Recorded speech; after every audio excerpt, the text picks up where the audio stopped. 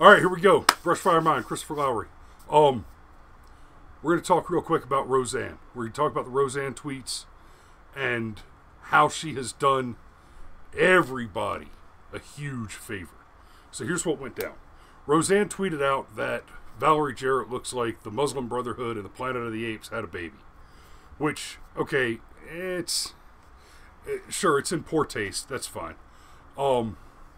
She's a comedian, and it's not like anybody didn't know who Roseanne was.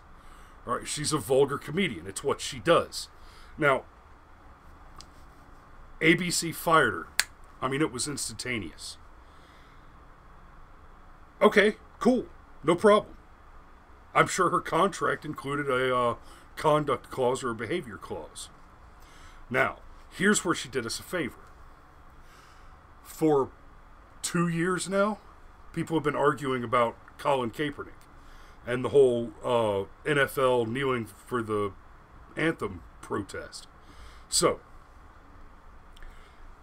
the anthem protest, I'm just going to lay this out. The anthem protest started with this assertion that black people are treated brutally and unfairly by police officers.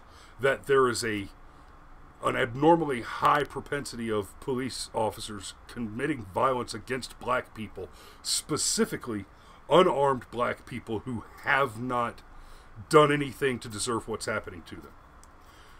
I am not going to make the argument that every case of cop on black violence is legitimate, justified use of force, but to argue that the overwhelming majority is ludicrous. It's not supported by the facts. It is a false statement.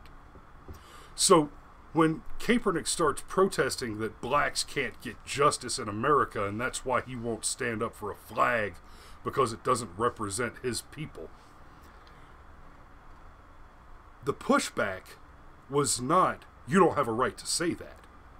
The pushback was, we think the content of your speech is incorrect. So the response to that was the left started screaming censorship. Oh, you're trying to take away, black man can't have free speech, blah, blah, blah. Wait, what? No. A person has a right to say what they want to say. That does not, absolutely does not equal a right to not be criticized or a freedom from the consequences of your speech. If your speech has consequences, you are not protected from those consequences. Okay? So, but of course the fact of the matter is that the narrative of overwhelming police brutality against unarmed, unprovoked violence against unarmed blacks is a false narrative. And it was started with the hands up, don't shoot narrative, which was also proved to be utterly false.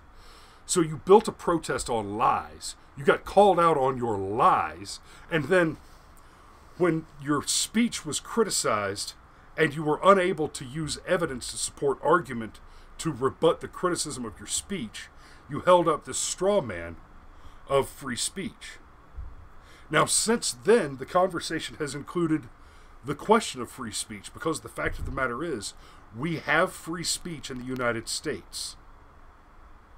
Unlike Canada, where misgendering a person is a crime punishable by fines and imprisonment, or the UK, where one can literally be imprisoned apparently for 13 months, despite the clear evidence that Tommy Robinson is likely to die in prison at the hands of currently incarcerated Muslim grooming gangs. Okay, we are protected from... He got arrested for doing journalism. We are protected from that by the First Amendment. Now, and the First Amendment does not give us the right of free speech. It does not give us the right of free speech. We have the right of free speech because we are humans. We retain that right as a natural consequence of our physical composition.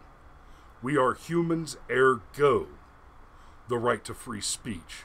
It is enumerated in the Constitution because it is a right which is so important like the right to keep and bear arms, that the founders felt it was important to guarantee that the government was explicitly forbidden from interfering with that right. Roseanne has been fired for making a statement.